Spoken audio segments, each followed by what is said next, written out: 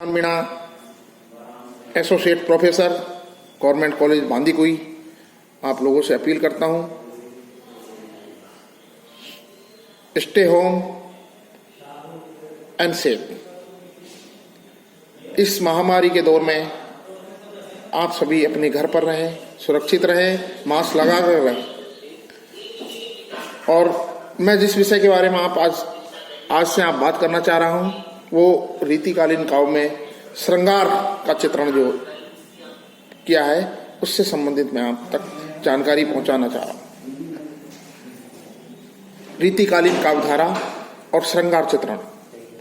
आचार्य शुक्ल ने रीतिकाल में श्रृंगारिता की प्रवृत्ति को मुख्य माना है।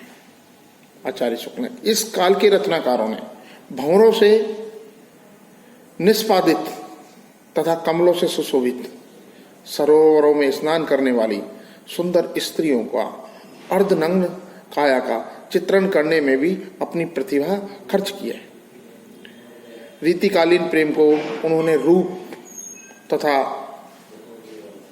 तृषा से शुरू होकर यौन तृप्ति में समाधान ढूंढने वाला माना है। उन्होंने बिहारी के प्रेम को चौगान का खेल माना है।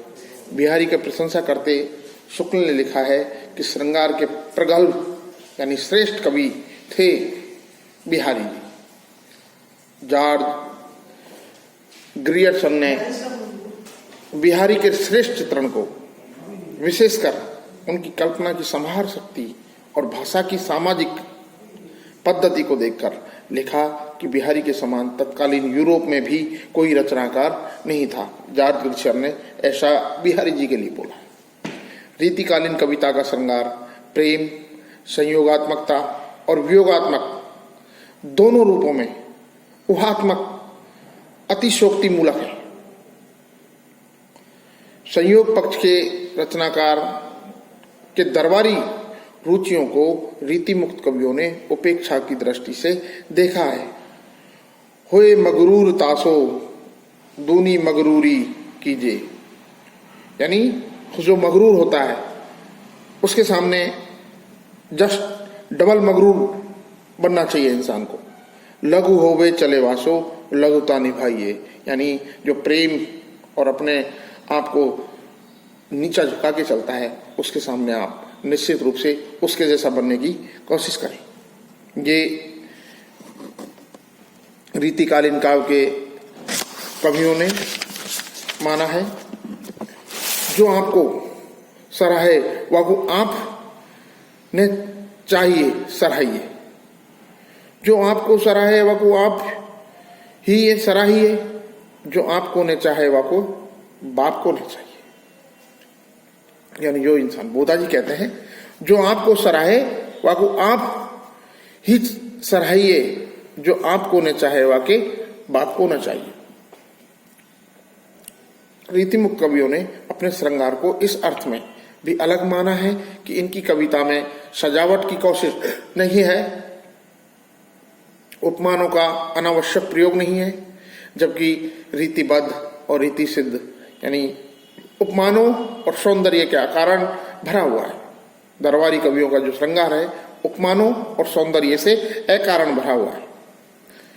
सीख लीनो मीन मृग खंजन कमल नैन, सीख लीनो मीन मृग खंजन कमल नैन, सीख लीनो जस को प्रताप को कहानी है। रीतिकालीन काव्यधारा इस प्रकार रीतिकालीन काव्य में श्रृंगार की रचना की है। उन्होंने नारी के नख से लेकर सिक तक का वर्णन किया है। दरबार में रहकर उन्होंने अपने आश्रयदाताओं को खुश करने के लिए स्त्री का अर्धनग्न चित्रण, नहाती हुई औरतों के बारे में उन्होंने बहुत सारी रचनाएं लिखी हैं। ये श्रृंगार का चित्रण हुआ है और बिहारी जी ने इसी श्रृंगार चित्रण को एक श्रेष्ठ रूप में हम तक पहुंचाया है। बिहारी जी श्रृंगार के श्रेष्ठ कवियों में जॉर्ज ग्रियर्सन ने कहा है कि इस जमाने में पूरे यूरोप में भी बिहारी जैसा श्रृंगारिक कवि आज इस समय नहीं हुआ है। धन्यवाद। ये